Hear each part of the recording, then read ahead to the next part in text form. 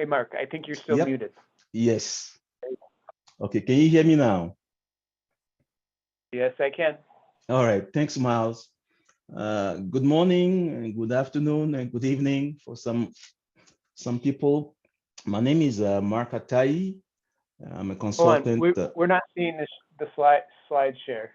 We Okay, just see, you just put it in see. presentation. Okay, how is that? Is that better? Perfect, perfect. Okay, perfect. Thanks, Miles. So again, my name is Marc Atayi, and I'm a consultant for Omnex, focusing on cybersecurity area. And today, I'm going to talk to you about CMMC 2.0 and some of the essential steps to get to compliance. I narrowed down the 5 essential steps. Some of them have 5, some of them have 6, some of them have 4, some of them have 7. But I actually narrowed down to 5 essential steps that we're going to go through today. And thank you for joining me. We'll talk about a brief introduction to Omnex. And Omnex has been providing services for about 35 years now on strategic operation and consulting, has about 700 plus employees over in 30 countries worldwide. And its presence is in America, Europe, Asia Pacific, with several offices in all these countries. Target markets are automotive, aerospace, semiconductor, medical devices, electric, autonomous vehicles, general manufacturing.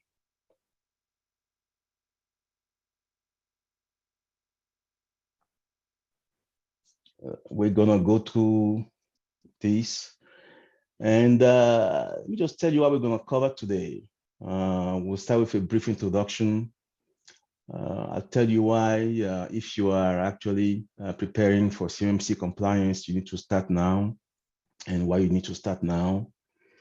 And then we'll jump into all the 5 steps that I mentioned earlier. The very first one, which is a critical one, which is where you define your level of CMMC maturity. It is we'll get into it in a few minutes, but CMMC has 3 levels, 1, 2, 3. And then once you define your level, you'll be getting into conducting a gap assessment or gap analysis. I'll interchange those terms throughout the presentation. It's the same thing. And then after that, you'll define your assets, identify your assets, which ones you need protection, which one are out of scope. And then once you define those assets, you're going to choose a technical design to protect those assets that have to do with confidential or secret, confidential or secret information. And after that, you start preparing and documenting your steps to protect the information that you're going to be sharing with the DoD. And then you'll finish the 5 steps with a complete assessment of where you are. Are you ready to be certified, depending on the level that you have chosen to be? And then at the end, towards the end of the presentation, I'll tell you how Omnex can help you, because we do have internal knowledge about how you can help, help an organization get all the way to the point of number 4, prepare and document. We cannot do an assessment, but we can help you all the way to number 4 in this presentation. And then I'll conclude very briefly. I'm starting the presentation with a couple of quotes that I think are very important, because they are coming from 2 people that are principals in this CMMC journey. The first one is the Deputy Defense Secretary of the DoD.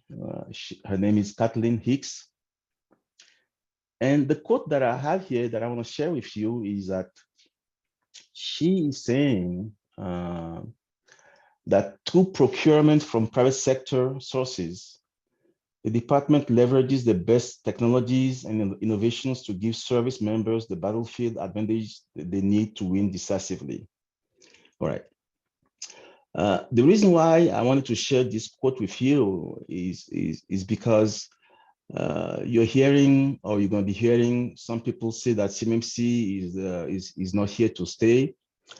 And to be honest, it has gone through a few iterations since it has started. We've gone through CMMC 1 recently, and now we're on CMMC 2.0. Who knows? In a couple of years, it's going to be CMMC 3.0 or so on. But the reason why I wanted to give you this quote here is because the basis of CMMC is not going to go away. And in this quote, she's talking about giving members of the battlefield advantages. And that's quite critical, and it is not going to go away anytime soon. And just briefly, there are about 220,000 companies that work with the DoD. And the requirement here is very simple. The DoD is telling its contractors, the DoD is telling its subcontractors, and anybody that works with them in the supply chain, they need to provide them with the safeguards. They need to prove that they are actually protecting information that the DoD cares about, want to secure. The second quote that I wanted to share with you is coming from the Deputy Chief Information Officer for Cybersecurity, another very important person in the whole CMMC information. And he's saying that whether your company bends metal, develops capabilities, provides services, or whatever it is that they do with the DoD, they should remain vigilant and prepare for your company to defend and recover from cyber events. Okay, the reason why this quote is important is because whether this is called CMMC 2.0 or 3.3 or whatever it is, the basis of creating cyber CMMC is not going to go away. So you need to basically, if you have started, I hope most of the people who are in this journey to CMMC compliance have started, because the next slide, you'll see I'm saying about why you should start getting ready now. Why is it important to start getting ready now? And the reason is simple. As of May of this year, CMMC requirements are going to be showing up in contracts. And the second important reason is it takes some time, depending on where you are in this journey. It takes some time to get ready, even though DoD is requiring that contractors and subcontractors are ready by 2025. You need to start now if you want, especially if you want to be at some of these levels that are quite advanced, level 2 and level 3. We'll see in a minute how many levels, and we'll talk about it briefly. But you need to start now. It's not too early to start now. So if you are on the journey to CMMC compliance, you need to start today. Now we're going to talk a little bit about some of these 5 steps. Some of them are going to talk about it a little longer than others, just because they are more important than others.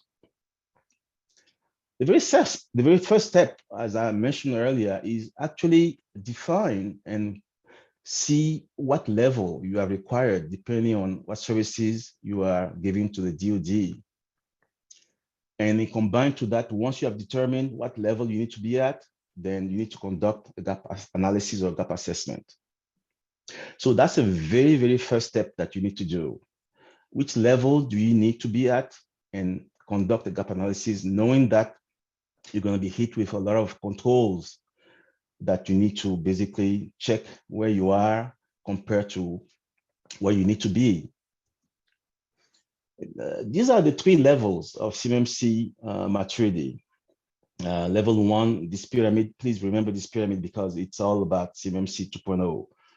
level 1, level 2, and level 3. Let's go through them very quickly. Level 1 is called the foundational level, where you do a self-assessment every year, and you just submit that to a system called SPRS.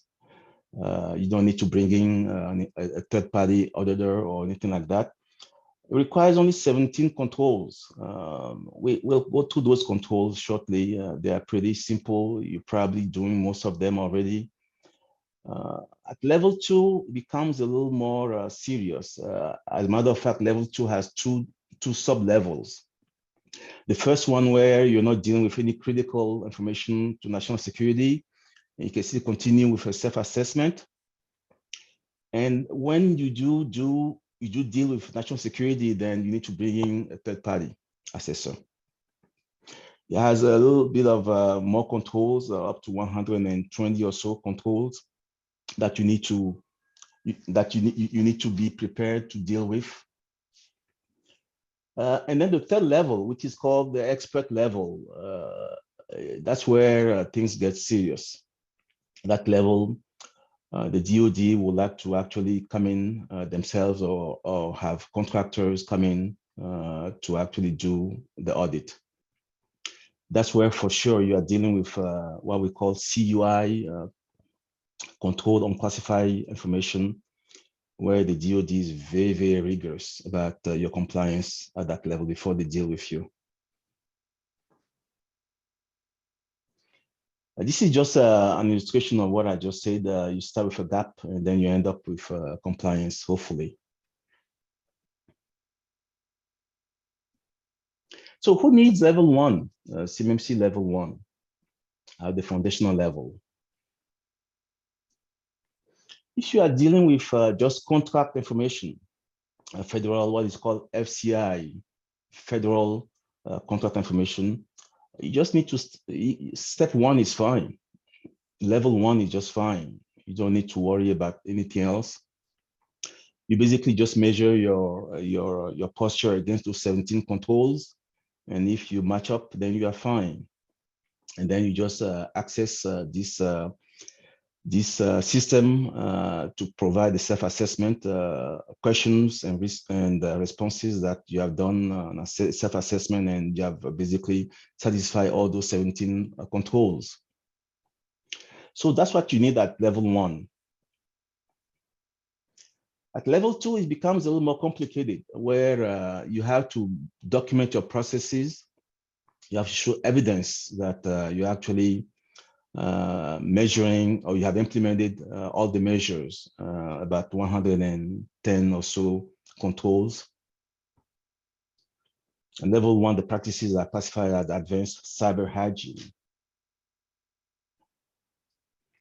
I'm just mentioning that you need, at level 2, you need to include all the 14 domains and all the security controls of NIST 800 172.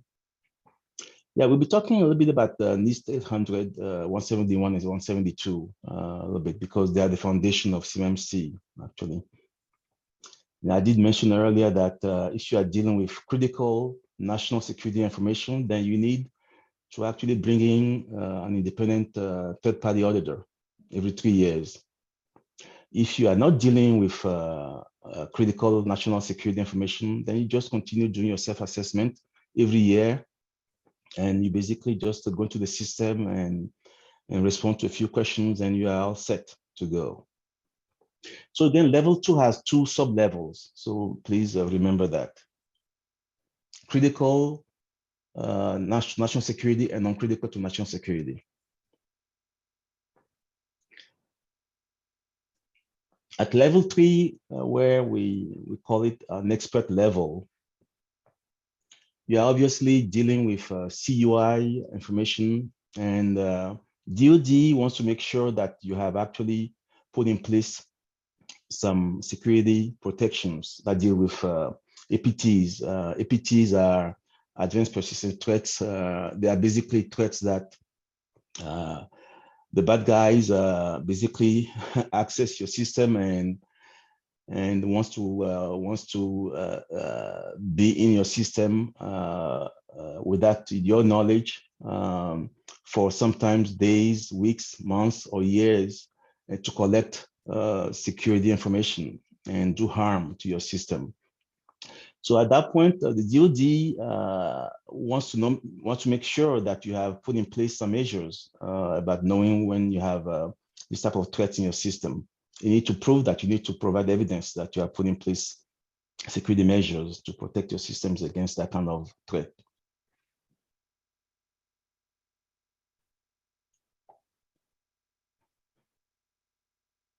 All right. I just mentioned earlier that once you know what level you need to be at, whether it's 1, 2, or 3, then you need to do a gap analysis. You need to do a gap assessment to understand what controls you need to measure your current state against what controls.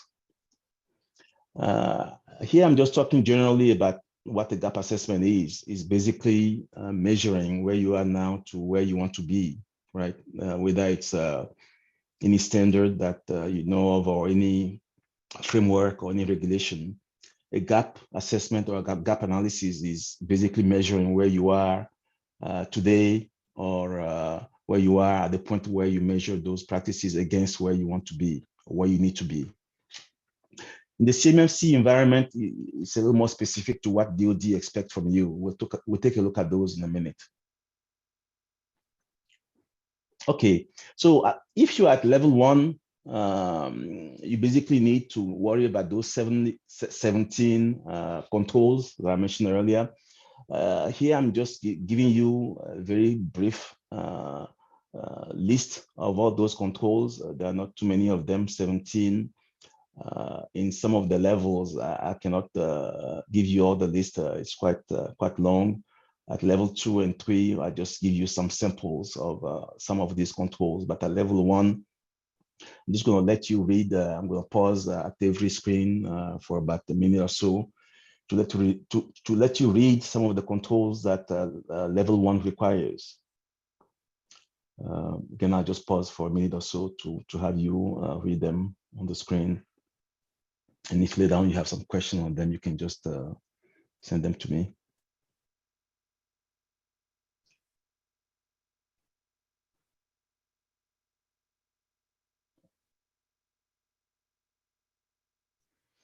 And that's it for all 17 controls at level 1. Pretty straightforward.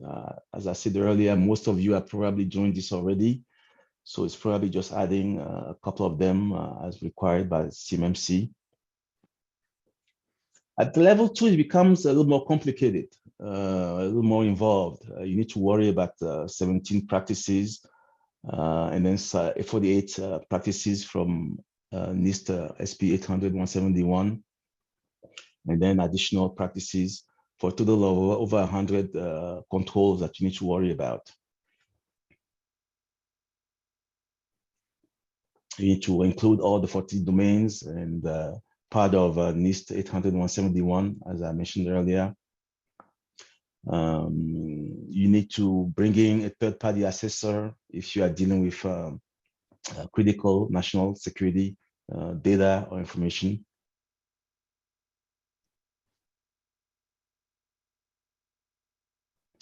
And at this point, you are most likely dealing with FCI and CUI type of data information. And by the way, a recurrent theme here that I will talk about is if you are a subcontractor and your prime is dealing with CUI, but you're not dealing with CUI, you just need to do level 1. You don't need to be at the same level as a prime contractor. If you are just dealing with FCI, then you can stay at level 1.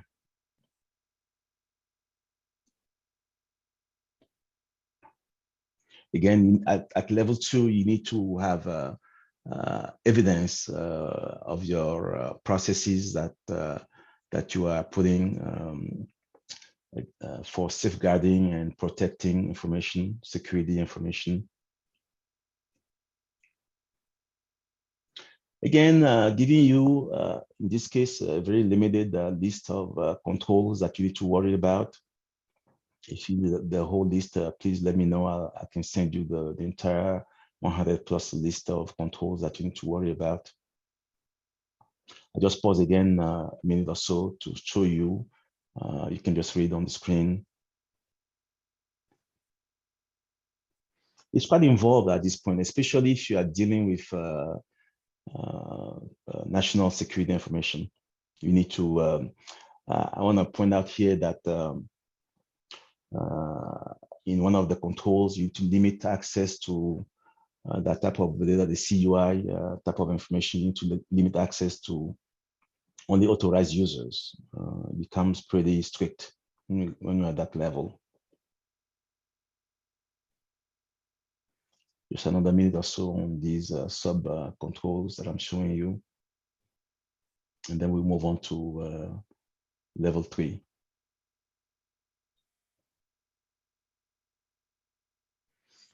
Okay, at level 3, it becomes very serious, where you need to worry about over 150 some controls, including 130 practices from FAR.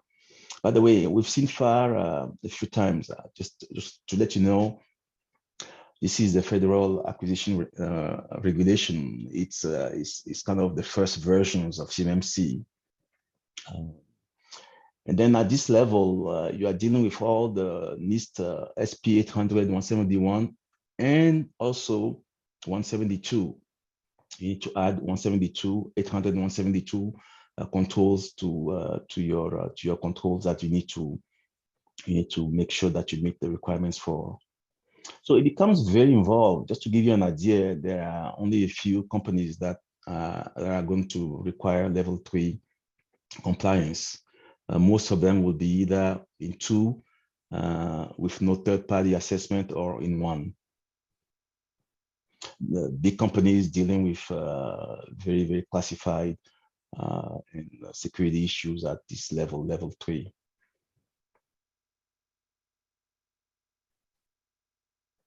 I think we've talked about this before.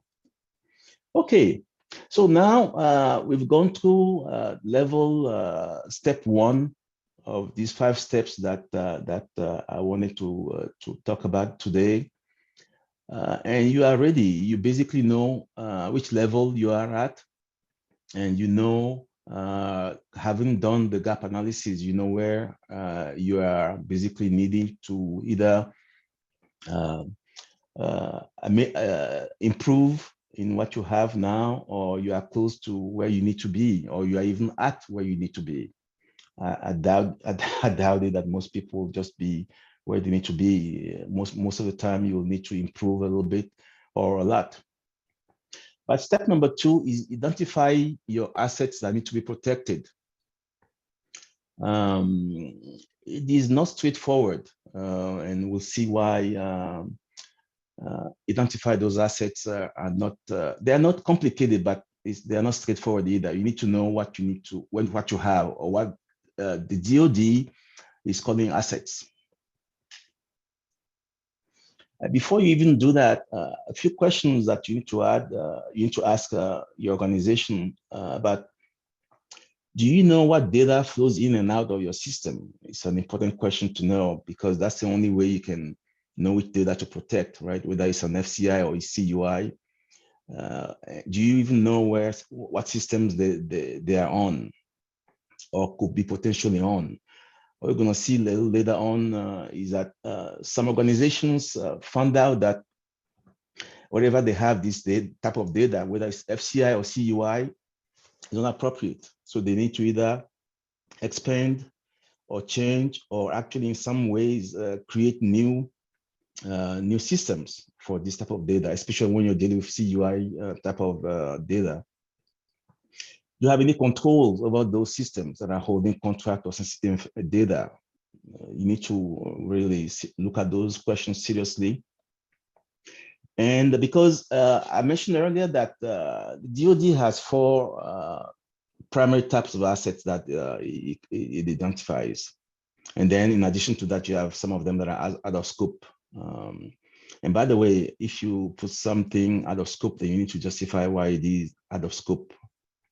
Just like many standards and many requirements and many guidelines and frameworks, if you put something out of scope, then you need to justify why you are you put them out of scope. But the first asset, category asset is CUI assets. We've talked about that earlier. And then type of assets also that is called SPA, security protection assets. And by the way, I'll tell you briefly what these are in the next slide. Contractor risk management assets, CRMA, they are calling specialized assets. By the way, before we go to some of these explanations, I'm giving you here just a few examples of what is a CUI. When they say CUI, what is it? What can qualify as a CUI? What we call a PII, a personally identifiable information, is considered a CUI. Sensitive personally identifiable information is called a CUI. Sensitive but not unclassified is a CUI. Something that is labeled for official use only is a CUI. Anything that is related to law enforcement sensitive is also a CUI. And this is just a very, very tiny sample. I think National Archives has a full list of what is qualified as a CUI. And by the way, the very first CUI that are listed there, personally identifiable information, is becoming a big deal. Some of you may be aware of it. That is actually showing up in a lot of regulations in many countries because it's become very, very important to actually safeguard what is called here PII. That regulation, you've heard of GDPR in Europe and some other countries here in the US. Each state is actually coming up with their own regulations, but my guess is that at the end of the day, the Fed is going to come out with a uniform type of regulation that protects identifiable information. SPA, I was telling you earlier that I will elaborate a little bit just to give you an idea of when the DoD is saying SPA, this is what it's saying. Some assets that are basically providing security functions, but they are really not in the process of the CUI transmitting or storing CUI information. When they talk about CRMA, they are talking about assets that can, but are not intended to process, store, or transmit CUI because of some type of security or policy reasons. And these don't need to be separated from CUI assets, but they need to be labeled as CRM and MA. And then SPAs, assets that may or may not process CUI information. And those assets are, just give you an example, are government property, IoT devices and OT devices and test equipments. And obviously, we talked a little bit earlier about out of scope assets, but they need to be justified why they're out of scope. Okay, once you have basically chosen and understood your assets, you need to find out if your technical design is appropriate to protect those assets. If they are not appropriate, then you need to actually change or augment, or in some cases, bring in new design. We'll see in a few minutes that some people are actually putting things in the cloud, as most people are doing these days. And that comes with its own technical requirements. But I'm giving you just a very simplified technical design here to deal with DoD CMMC information. And it basically comes down to segmentation, right? On top there, you have your corporate network. On the left, you have a cloud service. And then at the bottom of the segment, you have three systems, one that deals with CUI, But the idea here is to come up with not only a separation, but how you actually protect the data that is labeled CUI and FCI also, by the way. I was talking earlier about cloud. We'll see that in the next slide or so. I was also mentioning that some companies find themselves needing to construct a new IT environment to protect those type of information that the DoD requires, whether it's FCI or CUI.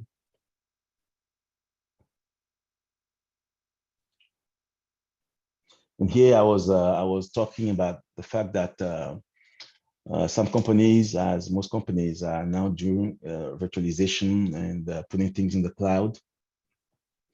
And by the way, it comes with its own challenges in terms of requirements for cloud security, whether it's a SaaS, PaaS, or ICE.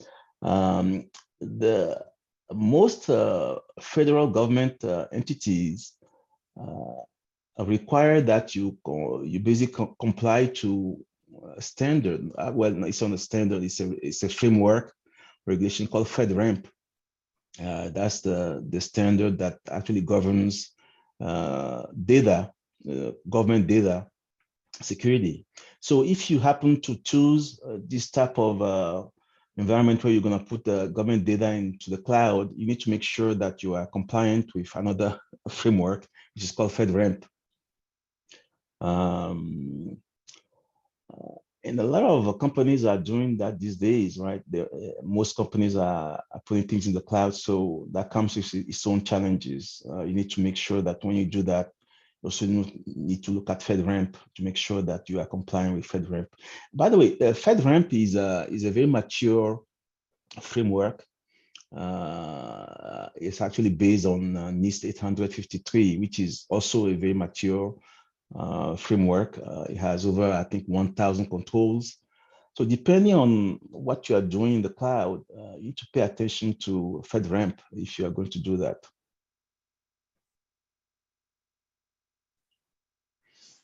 Okay, we are on the level where you need to start preparing and documenting what you are doing to protect information for CMMC.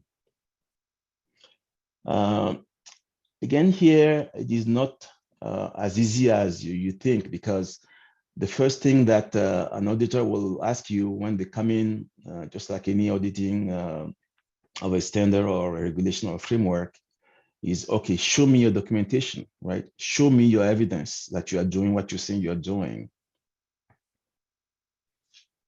And I'll guide you a little bit on what needs to be done here. That's just, okay. When the auditor comes in and wants to know how you are documenting your preparedness to compliance to CMMC, they're going to ask you a few things. They're going to ask you for a security plan. Okay, where is it? We want to show it. We want to see the maps that you have with the diagrams that are flowing in and out of your system. You have control over those systems. They want to see a list of your assets. We just talked about the assets. What are those assets? They want to see a list of them, and they want to see where they are, where they reside in your system. They will probably ask you if you've done a self-assessment, especially if you're at level 2, level 1, level 2. You probably have done it, and so they will ask you for it. They want to know about any plans of action and milestones. They want to know about your organizational responsibilities, and they want to know how you are gathering information based on the standards that's a Federal Information Processing Standard, FIPS. And they will, I'm sorry. Yeah, so I think that's That's basically what they will want to know. So you need to be ready. You need to have your documentation ready with evidence about what you are doing and what level you are at, and what have you done to actually be at a level that you are required to be.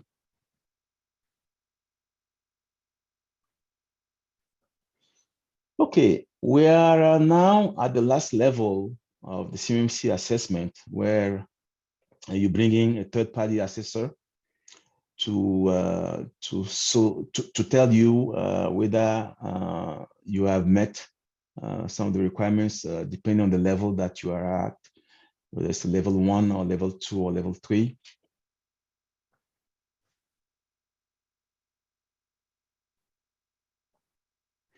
And as I was talking about, if you don't need any third-party assessor, then you basically just do a self-assessment and go into the system and fill out the forms, and then you are fine.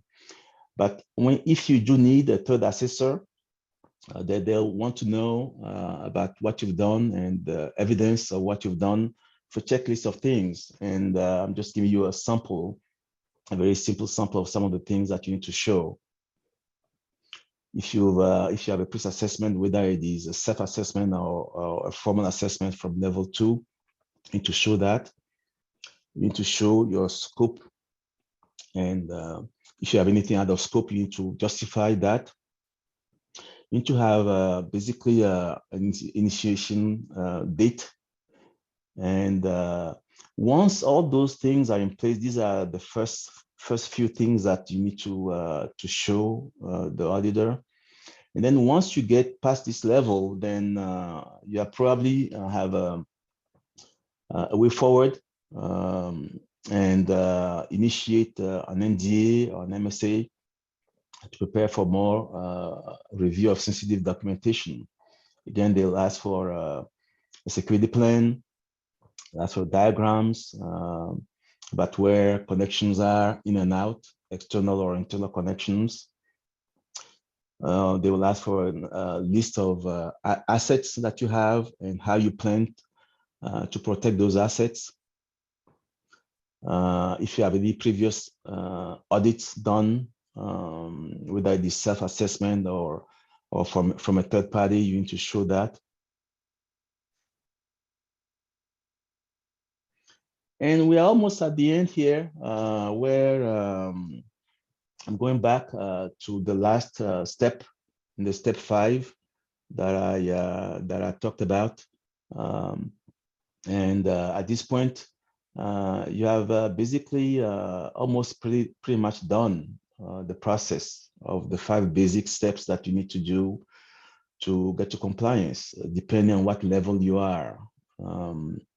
Whether it's level 1, where you just need 17 controls, level 2, where you need about 120, or level 3, where you need more than 150 controls. So at this step, you are pretty much done to bring in a third-party assessor. And by the way, Omnex has some knowledge about how to help you get to at least level 4. That are in my 5 steps. Omnex can help you get to level 4. And with this page here, I'm showing you the internal knowledge and expertise of our Omnex. We are a registered practitioner organization, and in the next slide, I'll tell you what that is. And we have a registered practitioner on staff with Omnex. And the third certification that Omnex has is an LTP. An LTP is a provider of training, a licensed training provider. So we have these 3 qualifications when it comes to CMMC 2.0. And these certifications are basically provided by CyberAB. That's the organization that manages certifications and training and all things associated with CMMC for the DoD. And just a brief explanation about what those are. A research practitioner and research provider organizations that can provide everything that I've talked about from number 1 all the way to number 3. They can do gap analysis, obviously. They can get you all the way to level 5, where the formal assessment happens.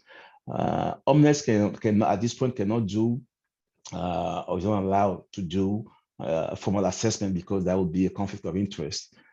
Basically, what Cyber AB is saying is that if you're involved in helping a company get to assessment, then it will not be fair for you to actually do the assessment, right? It will be a conflict for you to do the assessment.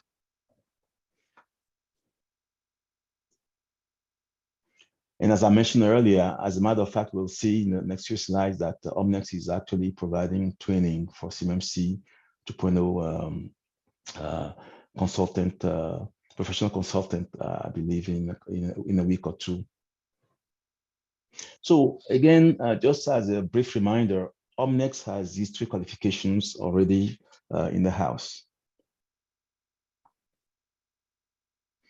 Okay. I just mentioned the upcoming CMMC professional training, February 20th to 24th. There is a training coming up for ISO 27001 and TISAX, 27th through March 3rd. And there's an upcoming ISO 21434 automotive cybersecurity coming up March 27th to 31st. I guess we are starting to talk about some of the services and training that Omnex provides.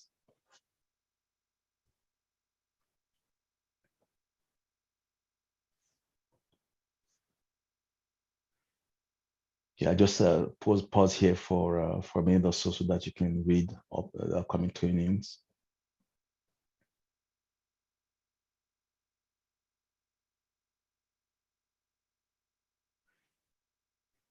This is just a general list of what Omnex provides in terms of training and personal certification.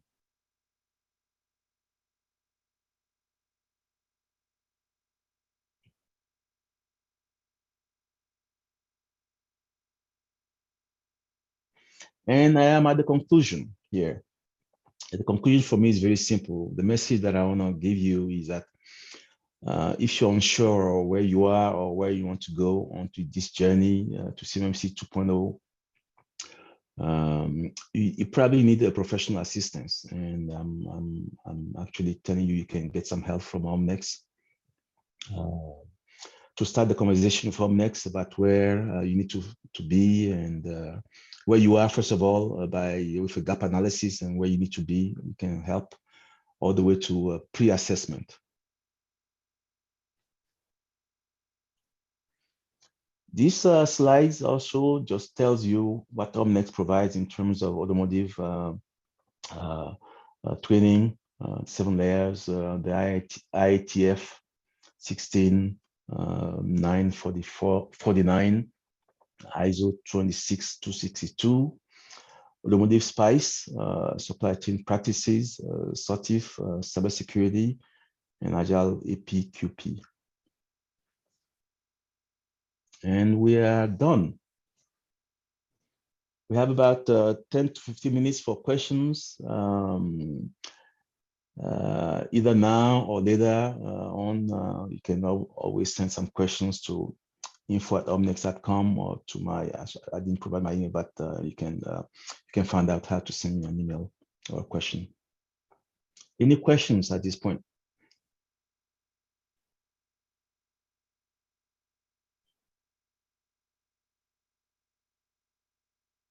No questions? Miles, are you there? Yeah, we have a couple questions in the Q&A. Okay. You want me to read them out to you? Yes, please.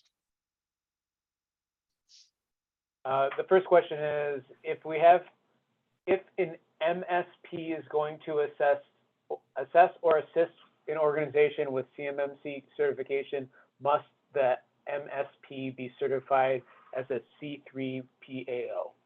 Yes. The answer is yes. And by the way, let me just add one more thing to that question, is that If you go into that organization that actually manages and controls everything that's CMMC, Cyber AB, you'll see a list of approved third-party assessors. They're actually registered on there. And you will also see Omnex of those two qualifications that I mentioned to you earlier. So that's where you go to see who's approved to actually give that type of audit. I'm sorry, the next question, Miles, please. Okay, the next question is, level 3 is 110 controls plus NIST 172, correct? Correct. And plus, well, correct, but there are, I think, 20 other, what they call, you know what, it's easier to just go there, and it is correct. Just show you, let's go back there.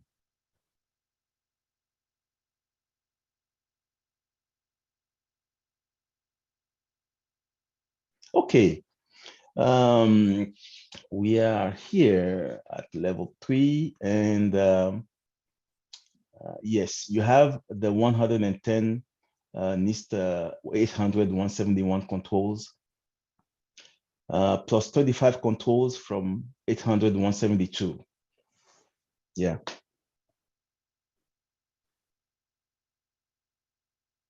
All right, that's all the questions we have. Okay. Well, I want to thank you for joining me, and I hope that you are leaving this this session with an understanding of what needs to be done for compliance of CMMC. And as I said in my previous remarks, it's not going to go away. It may change here and there, but the idea behind CMMC is not going to go away anytime soon, because cyber attacks, as you know, are not going to diminish. They're actually going to increase. So I thank you very much for coming, and I wish you a good night or good afternoon or a good rest of the day. Thank you. All right, thank you. Bye-bye. Thank you.